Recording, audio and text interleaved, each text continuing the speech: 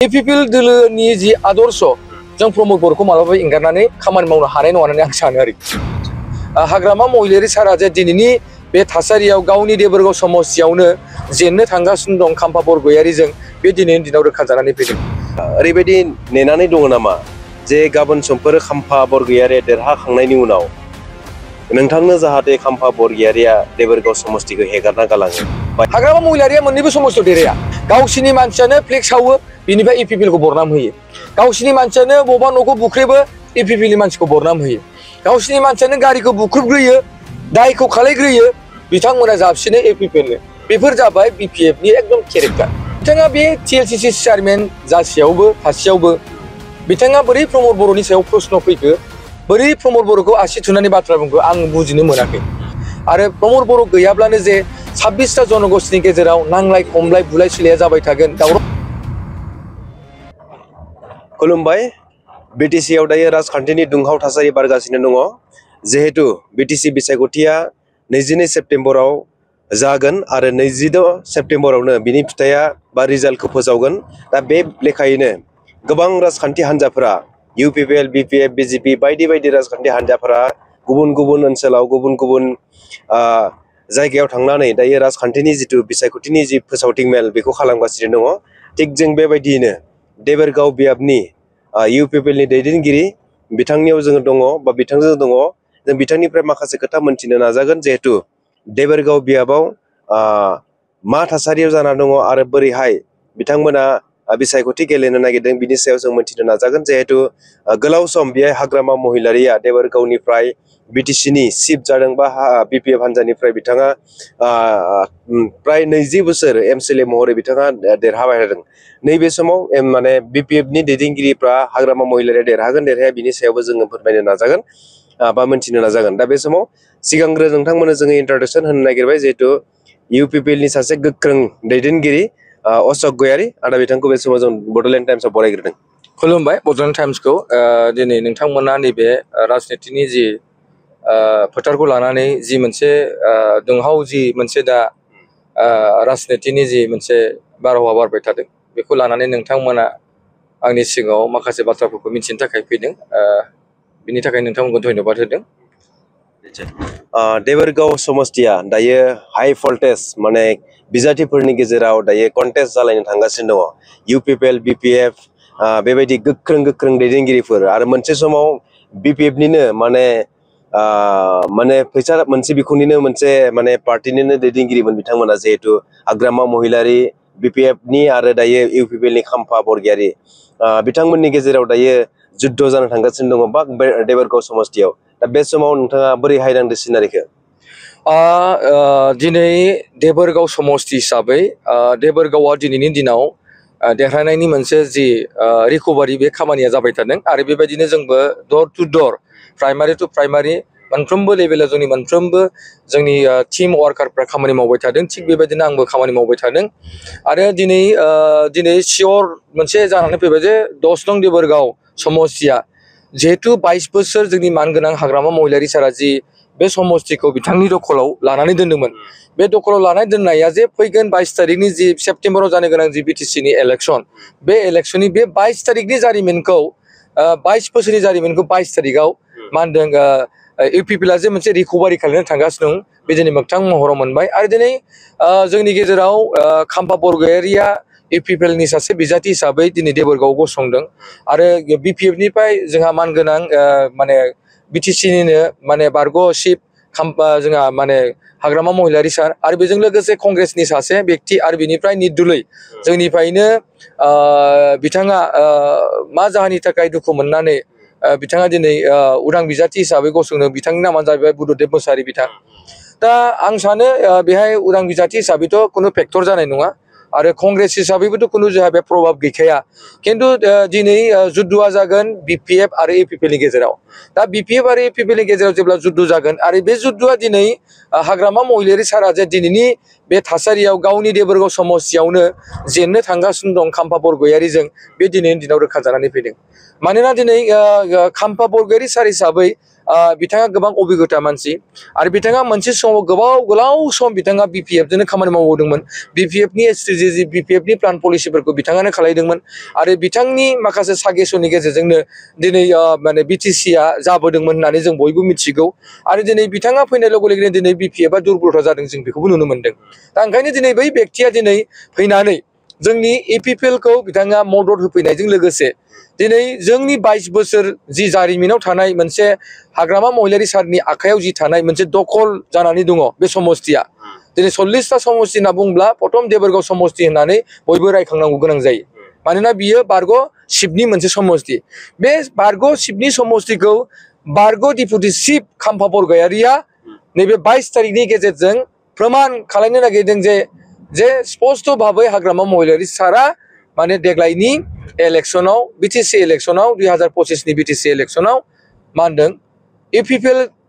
दोलोनि बिजाथि मानगोनां खाम्फा बरगयारिजों 1000टा बर' जेनबाय होननाय रिजाल्टखौ नोंथांमोना सेप्तेम्बरनि 26 तारिखआव खोनानो मोनगोन निश्चय जोङो जेतु मोनथिनो नाजाबावगोन नैबे समाव नोंथांनिफ्राय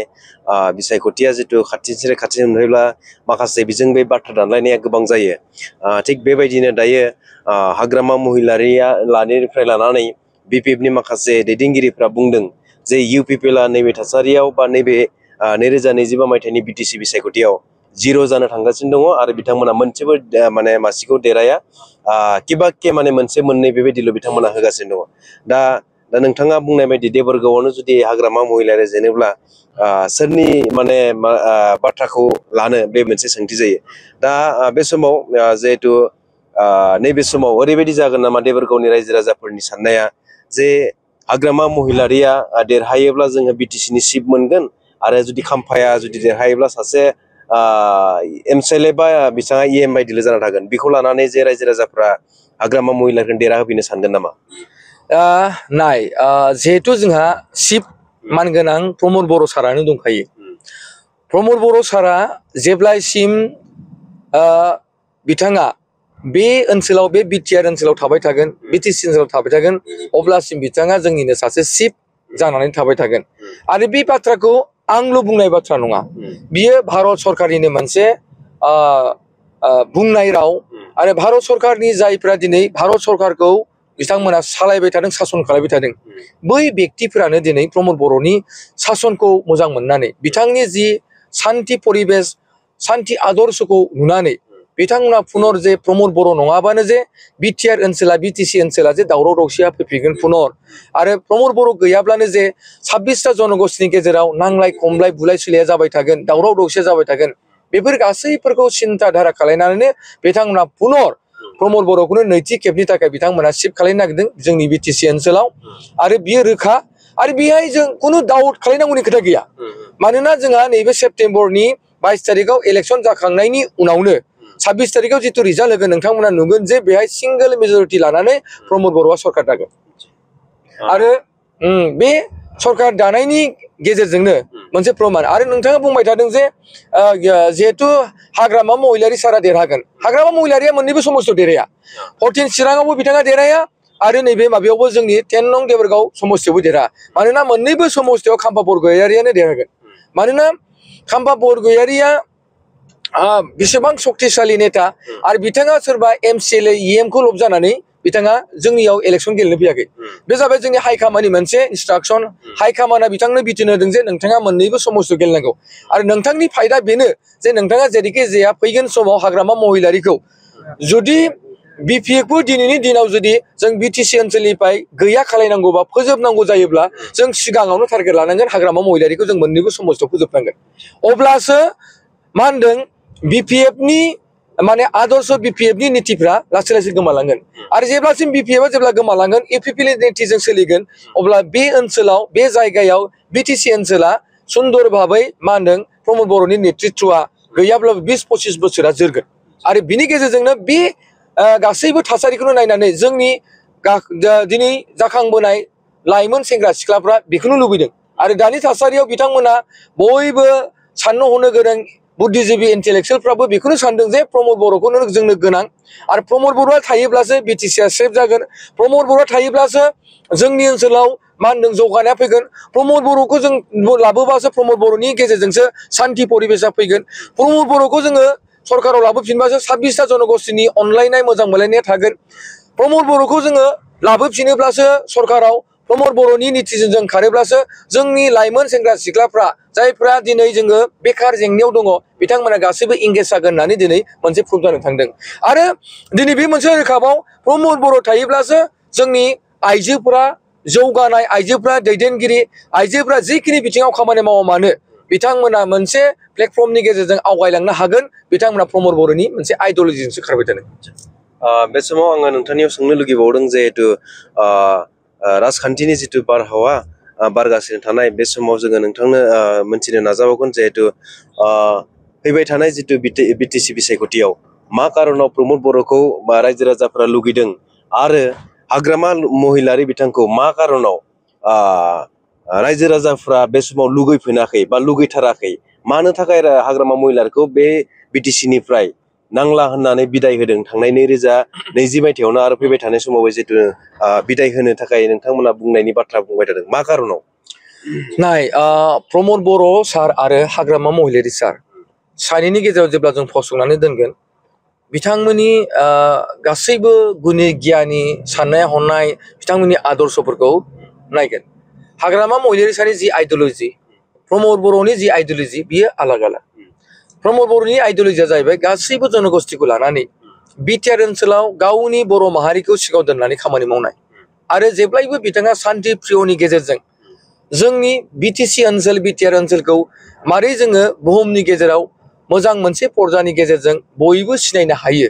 जेराव जों मोनसे समाव बिनि थाखायनो आन्दलन खालामदोंमोन बिनि थाखायनो गोबां जोंनि मानसिफ्रा जिउ गारनांदोंमोन गोबां मानसिफ्रा न' बां गारनानै दिनै नाख्रेबजादोंमोन बुथारजादोंमोन नासयजादोंमोन दा बिथाङा बेखौ बोरै रिकभारि खालामफिननो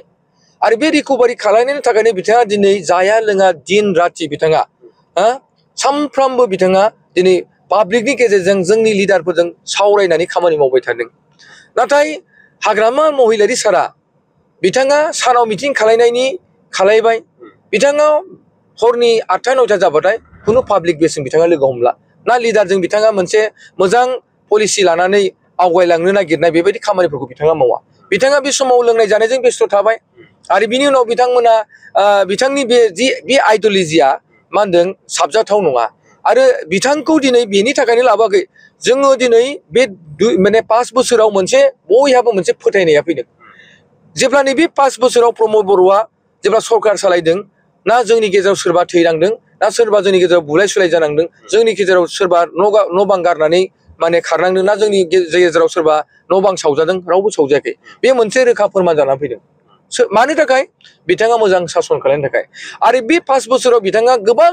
सरकारनि आसनिफोरखौ रायजो राजानो होनो हादों थोजासे होनो हायाखैबाबो जथेस्थ'खिनि खामानि मावदों मानोना जों सम मोनाखै COVID-19आवनो जोंनिया 1.5 बोसोर 2 बोसोरा थांखादों बिनि उनाव मोजाङै खामानि मावनो मोनदों प्रमद बर'आ मात्र 2 बोसोर आरो बेबो जोङो एलायन्स मोनसे सरकारमोन मानोना थोंजोङै एपिपिएलआनो मोनसे सरकार दायाखैमोन बेहाय जथायै मोनसे सरकारसो दादोंमोन जेराव बेहाय जिएसपि बिजेपि आरो एपिपिएल बे मोनथाम मा होनदों पार्टिजों लानानैसो मोनसे सरकारा जादोंमोन थेवब्लाबो बिथाङा बेफोरखौ नाकसर खालायनानै बिथाङा बेखौ गासैबो बुजिलायनायनि गेजेरजों मोनफ्रोमबो दिगखौ बिथाङा मोनसे पेरेलेलनि गेजेरजों समानै बिथाङा नायदों आरो दिनै बिथाङा दिनै साक्सेस जानो हादों दिनै हाग्रामा महिलारि सारा थांनाय 17 बोसोराव गोबां जोंनि गेजेराव जिबायदि खामानि मावनांगौमोन जोंनि गेजेराव बिथाङा मोनसे जि सान्थिनि मोनसे माने परिबेसखौ माने लाबोनांगौमोन जोंनि थांनानै थानायनि मोनसे बिल्डिं पजिशनफोरखौ बिथाङा दिनै होनांगौमोन नाथाय बेहाय जोङो नुवाखै खालि बिथांनि समाव जोङो खालि जौ जुवा लोंनाय जानाय बुलाय सुलाय दावराव दावसिखौल' जों नुबोबाय थादों दा बेखौ पुनर जोंनि दिनैनि समाजा लुबैयाखै दिनैनि समाजा नांगौबा जों सरकारनिफ्राय थाखा फैसाजों खोथा गैया जोङो न'आव थानानै बोराय बुरि जोंनि फेमिलिजों जाहाथे बोथिसे जोङो मोनजानानै जाहाथे सान्थि भाबै जों थानो हायो जों हर सान फ्रिदम बेरायनो हायो नै बेबायदि थासारिखौसो दिनैनि समाजा लुबैदों दा ओंखायनो दिनै बे दिनैनि समाजनि जि लुबैनाय बे लुबैनायनि बायदिनो दिनै जोंनि मानगोनां प्रमद बर' सारा लाबोफिननो हादों आरो दिनै रायजो राजानि गेजेराव बियो मोनसे रिकगनाइज जादों खिन्थु हाग्रामा महिलारि सारनि दिनाव बेफोर गासैबो रिकगनाइज जायाखै आरो रावबो फोथायाखै आरो बिथाङा दर टु दर गामि टु गामि दिनै बिथाङा बेबायदि मिटिं खालायनायखौ जोङो नुनो मोनाखै नाथाय बिथाङा देग्लाय नैबे गावनि समस्तियाव देरहानांगौनि सार्थआव बिथाङा दिनै न' गामि गामि दर टु दर थांनायखौ जों नुनो मोन्दों खिन्थु थांनाय समफोराव हाग्रामा महिलारि सारा 17 बोसोराव बेफोरबायदि खामानिखौ जों मावनायखौ नुवाखैमोन बेनो मोनसे सोलायनाय बेखौनो प्रमद बर'आ दिनै फोरोंदों जे सासे मानसिया राजनिति नेता जानांगौबा दर टु दर गामिनि जेंना जेंगोना गांनाय उखैनायखौ खबर लाहैनांगौ नुनांगौ गामि ओनसोलनि लामा दालां गामि ओनसोलनि माने मन्दिर माने समाजाव मा जादों मा जाया बेखौ नायनांगौ खिन्थु बिथाङा बै समाव VIP आवनो थानानै बिथाङा सा थांदोंमोन सोरनिबा दारै बिथाङा माने खामानि मावदोंमोन आरो जायहा इनफरमेसन होदोंमोन बेबो मोजां इनफरमेसन नङा दा जेखौ होनदों बेखौनो लादोंमोन नाथाय बे थासारिनि गेजेरजों दिनै हाग्रामा महिलारि सारनि जिखिनि सासन बे सासनखौ दिनै जोंनि दानि समाजनि सुबुं समाजा दिनै मुगैदों आरो बेखौ एक्सेप्ट खालामनो हायाखै जायनि जाहोनाव दिनै प्रमद बर'खौ नांगौ होननानै सानदों दिनै नोंथाङा आन जनगोष्ठीनि मानसिफ्रा दिनै प्रमद बर'खौ फोथायो प्रमद बर'नि खोथा बायदिनो बिथाङा खामानि मावबाय थानायखौ जों नुनो मोन्दों ओंखायनो देग्लाय द्वितीय बारनि थाखाय बयबो जनगोष्ठीफ्रा ज' जालायनानै प्रमद बर'खौनो जे नैथि खेबनि थाखाय BTC ओनसोलनि BTR ओनसोलनि चिफ खालामबावनांगौ बिनि थाखाय बिथांमोना खामानि मावदों